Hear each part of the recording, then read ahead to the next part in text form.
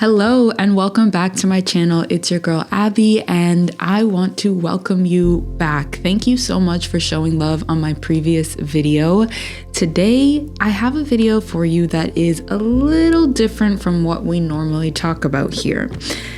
I wrote this piece that was super meaningful to me, and so I thought it would be helpful for all of you watching. And so I want to share this poem about individuality and about living our own lives, because I think a lot of times we think people are thinking about us and are forming opinions about us, when in actuality, people don't really care or are thinking about us as much as we think they are. The truth is, no one really cares. And I know that sounds harsh and sounds almost untrue, but we're gonna get into the details of why it's so freeing to understand this perspective, why it offers you the opportunity of the entire world to really understand that no one cares about you and no one really cares about what you're doing. There's an upside to individuality. There's an upside to focusing on your life and what God has called you to do. And so if that is something that you were interested in, stick around, we're gonna get into it. Before we do that, I wanna read this poem to you. The poem is called Individual Lives, and it goes as so. The older I get, the more I realize that no one really cares about you. And not in this boo-hoo, oh my gosh, no one cares, but just that everyone has their own individual lives and responsibilities, so you are not that important. And I know the thought of that can make you feel lonely and purposeless, but the inspiring part is that you have your own individual life too. You are creating and writing your own story. You are laying the foundation of the life you leave behind, and in that is purpose. In that is the void of any type of loneliness, because you are filled and focused on what's right for you. So know that everybody is just doing what they've got to do, and so should you. It will all make sense one day. It usually does when you look back. This is a poem I wrote reflecting on my own experiences of loneliness and the transition you make in adulthood when you, your friends, the people that you once spent hours and days with because you could and you had the freedom to do so, when those relationships start to shift and everybody is taking on more responsibility, your friends are taking on more responsibility, the people you once thought were walking on the same path as you, y'all were going in the same direction, things have now shifted, and it's a natural part of adulthood. In your life, there's going to be shifts where you don't have as much free time, and so it's understanding that your loved ones are also going through that. And so I wrote this poem kind of reflecting on my experience with that, because if I'm being honest, I'll be honest with you guys, I did not take it very well. You know, I think I'm just a very reactive person at times. And so whenever there's a shift in friendship, whenever there's, less time to spend together, I would get kind of riled up and like, oh, you think you're too good for me? Oh, you think that I'm just going to be here whenever you need me to be here, that you can just reach out to me whenever you want to reach out to me? No, a friendship is a two-way street. And I would get so emotional and so kind of in my head about that. But what I had to realize is like, hey, this is literally a natural part of adulting. And there's going to be a time where your schedule, me talking to myself, where my schedule is hectic, and there has been phases like this before. When I went to university and I didn't have as much free time, I moved out of my hometown city of Toronto and went to this small little town where I wanted to focus on myself. I wanted to focus on my studies. And so my friends from back home kind of took a back seat. And I remember being in that situation, being in that time of my life, and just wanting my friends to understand that this was the phase that I was going in. This was the phase of life that I was in, and it wasn't personal, I wanted my friends to also do the same thing that I was doing, which was figuring myself out. And so the roles have kind of been reversed in my older years, where it's like, okay, I'm a bit more stable now. I've sort of figured myself out a little bit more than I did in the past, but my friends are changing and their schedules are changing and they're busier than I am at times. And So it's just applying that understanding. But what I really wanted to dive into was the freedom that comes with taking accountability and responsibility for your individual life, and understanding that the free time you have, the quote unquote loneliness you have, is actually this road to freedom where you can start to focus on your life and what you decide to leave behind. Because let me tell you, there is purpose in your loneliness. There is purpose in your season of slowness. There is purpose in your season of singleness, where you have time to focus on yourself and focus on all the things that God is calling you to do. You are in control of your life, and you are laying the foundation of what it is you want that life to look like. There is so much freedom in that. There is so much opportunity in that, but you have to have the perspective. You have to have the hope and faith in your heart to really look at your life like that. Yes, you are a little bit more lonely in this season. Yes, you have a little bit more time in this season, but that is the time that you are going to use to pour into your individual life. All your friends are busy, and all your friends are working on different things. They don't have time for leisure. That is an opportunity for you to pour into yourself. I think sometimes we focus on the negative, and we allow the negative to drive our ship. We allow the negative to steer us into the future. And a future that focuses on the negative is going to be what? Negative. And so I think it's understanding that, okay, I know that this season of my life, though it may not be what I want, though it may not be what I idealized for myself or what I desired for myself, I know that when I have a positive outlook, when I decide to look at the glass half full, the outcomes are going to be more positive. When you look at something positively, it's going to produce something positive. The same thing with negativity, right? When you look at something with negativity, hey man, that future is not going to be so bright. You know what I mean? And so it's shifting that perspective of where you are right now, the season you are in right now, and bringing in gratitude. Sometimes we have to actively bring in the gratitude. Okay, today I'm not going to think about all the things I hate about my life. I'm actually going to sit down and I'm going to intentionally focus on the things that I'm grateful for. I'm grateful for the free time that I have. I'm grateful for my ability to look positively on my future. I'm grateful for the relationships I still have, that I can still put effort into in order to maintain. I'm grateful that they're still in my life. I'm grateful that even when I have my crash outs and when I have my moments of weakness, these people that I love and that love me back are still around me. There's so many things that you can be grateful for. Even if you are in the darkest situation of your life, I know this is going to sound so kind of harsh, but I don't care what situation you're in. I don't care what situation and how dark you think it is. There is always a light at the end of the tunnel. It's just a matter of you seeking it and you finding that little drop of light, that little peak of light that is going to crack through, that is already cracking through. It's up to you to find that. It's up to you to change your perspective in order to seek it and look for it, seek it, and you will find it. You know, that's a principle that I carry with me. Seek and you will find. Search and you will find. But if you aren't willing to search, if you aren't willing to seek, you're never going to find anything. You're never going to find the things that you need. You're never going to find the thing that's going to bring you out of your so-called darkness. And I'm not saying that to discredit anyone's struggle or to discredit anyone's pain. I know that struggle is real and I know that pain is real. Trust me, right? But this is kind of like a mental hacking or a different way of life. It doesn't discredit what you're going through. It doesn't discredit the darkness that is literally around you. Trust me, I will acknowledge that. It doesn't discredit it, but it's a way out. It's a way of living. It's a way of being. It's a way of seeing. And it's focused on the bright. It's focused on the light and the positivity. And so that's what you need to do.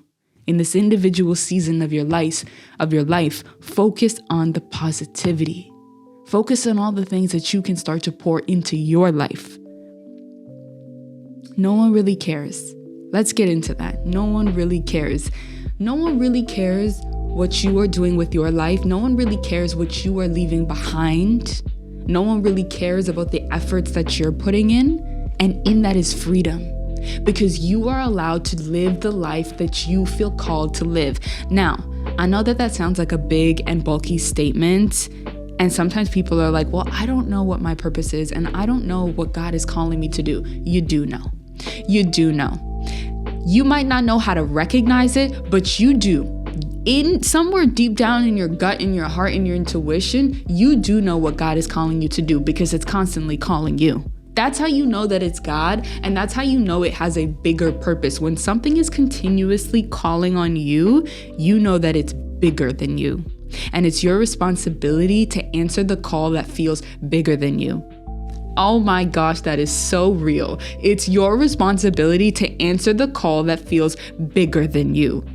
Yes, it's scary. Yes, it's daunting. Yes, it feels like you're not capable of it, but that's how you know that it's from God. Because it's not in your strength. It's not in your will. It's not in your ability to do anything, but it was given to you. And it's for you to orchestrate and to bring into fruition. But it requires something bigger than you. It requires a higher power that is bigger than you. That's how you know that it comes from God. That's how you know that there's purpose in it, because it's not all about you. It's not all about you. And I think sometimes we can get in our head and we're like, no, I don't want to do this thing because like people are going to call it corny and people are going to think I'm too much. You know, I'm going to have too much muchness. I'm going to be too much. I'm going to be extra. I'm going to be weird. Oh my God, people are going to think I'm weird. The people that know me, that have never seen this side of me, they're going to call it fake. We get in our head and we start thinking these things. And so that is the beauty of living your own individual life and understanding that no one cares. Because in those moments where you feel smaller than you are, remember that nobody is focusing on you. Everybody is focusing on their life and their calling. And you don't want to be the person, I'm sorry to say this, but you don't want to be the person that gets left behind in your misery, that gets left behind in regret, knowing that you had so many opportunities to live the life that was truly for you, but you decided not to because you were afraid that other people were going to look at you in a negative light. Nobody is focusing on you. Nobody at all is focusing on you. They're focusing on their life. And when there's more on their plate, guess what? They're tending to that plate. They're doing what they have to do. And let me tell you something. This is something that I use. I don't know if it's a good way to boost my confidence or if it's like a negative coping mechanism. I don't know what it is, but I'll tell you it works. When I start to get in my mind and in this headspace of like, they're judging me or they're thinking I'm weird for this and blah, blah, blah, I literally start to tell myself that I have never looked at someone else that was quote unquote cringy, but was really just doing what felt authentic and real to them. I have never looked at them and been like, ew, why are they doing that? Ew, they're losers. I can't remember a time where I saw someone doing something authentic to themselves. Yes, let's be honest. Yes, it might look a little bit cringy. It might not be for us. But in those moments when you observe people doing what is authentic to them, doing what's right for them, there's beauty in that. Like, I love to watch people perform. I love to watch people sing live music because it is so authentic and so real. But there's always that person that has that like cringe meter where they're like, oh, it's cringy. And it's not really cringy. It's just that it's so real that you can't handle it. And so I remind myself of that. It's like, I have never, ever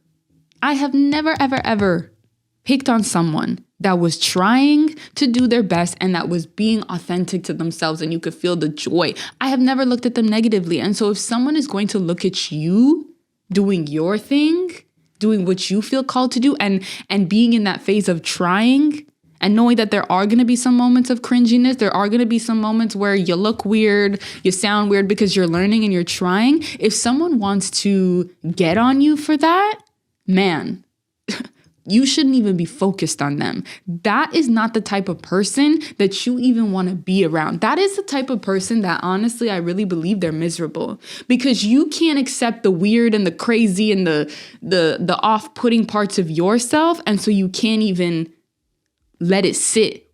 You can't even sit with it when it's coming from other people. That makes you uncomfortable, you know? And so it's like, okay, whatever. Like, yeah, I did do something cringy and I did do something that was weird, but I was learning and I was figuring it out, and it's a part of the process. Like, that is literally what learning is. You're gonna stumble, you're gonna fall, you're gonna fail. The people that make fun of you when you fail and stumble, those are not the people that you should be focusing on. And so tell yourself that.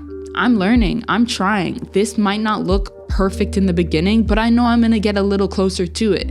And actually, the thing about life is that I'm never going to reach perfection. That's not what life is about. It's about the journey towards perfection and how we get to that goal, the goal of love, the goal of perfection, the goal of putting our best effort. We're going to do all these crazy things and we're going to look a little off in our attempt to get to that goal, but so be it.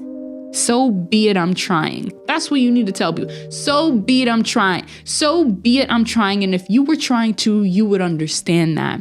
And so that should be your motivation. Like, don't let anyone make you feel smaller than you already feel when you're trying. Like, absolutely not. Just know that they have not been trying hard enough in their life. And so that's why they feel miserable and feel off-putting when they see you doing it. Get out of here, man. Like, seriously, get out of here. That is so ridiculous. And it's honestly sad to think about, because it's like, why don't you understand that trying is gonna come with failures? Like, the first image that I get in my head is like a gymnast trying to get a somersault or trying to land a flip. How many times is that gymnast gonna fall before they finally stick the landing? And when they do stick the landing, they're gonna keep trying and trying to perfect it so that they can stick the landing every single time. But in between that time, they're gonna stumble and fall. In between that time, they might land in a weird and funky position that just makes them look off-putting and wacky. So what? At least they're trying. And so you need to look at yourself as that gymnast that's trying to stick the landing. You're trying to do the best that you can with your life. And so screw anyone that's making fun of your fall and making fun of your attempts at trying. They have nothing to do with you. And quite frankly, they're probably not focusing on their own individual life. So push them to the side and focus on you. You do not need to be the center of anyone's world to be important. You are the center of your own world, and there is so much power in that. There is so much that God wants to do with your individual life. You don't have to be the focus of other people. Keep building. Keep learning and trust that it will make sense in time. Trust that your life will build and grow in the way that it's supposed to. But in order for it to do so, you have got to focus on your life and what God is calling you to do. And so I wish you nothing but grace on this journey. I wish you nothing but courage and fearlessness to overcome the challenges that you face in your mind and the challenges that are physically in your life. I wish you nothing but optimism and positivity on this journey. I also want to thank you guys for being here with me, for sitting with me, for chatting with me, for diving deep with me. Honestly, this means the absolute most. Before I leave you guys, I just want to shout out my other social channels that you can follow me on: TikTok and Instagram, ABIGXRL, where I share content similar to this, encouraging, poetic, love, life, all things in between. I also have a Substack where I release weekly and sometimes monthly. Actually, it's the other way around, monthly and sometimes weekly newsletters directly to your email. They're informational, they're short stories, they're poetic, they are really just an expression of creative writing. And so if you are interested in receiving direct messages from me to your inbox, definitely subscribe to my Substack. I will leave the link for you in the description box below. Again, thank you guys so much. And remember that your life is just as important as any life that you are focusing and comparing to. So focus on you. Okay, I'll see you guys next time. Like, comment, subscribe, do all the things that you got to do. And I'll see you next time. Peace and love. Bye for now. I love you.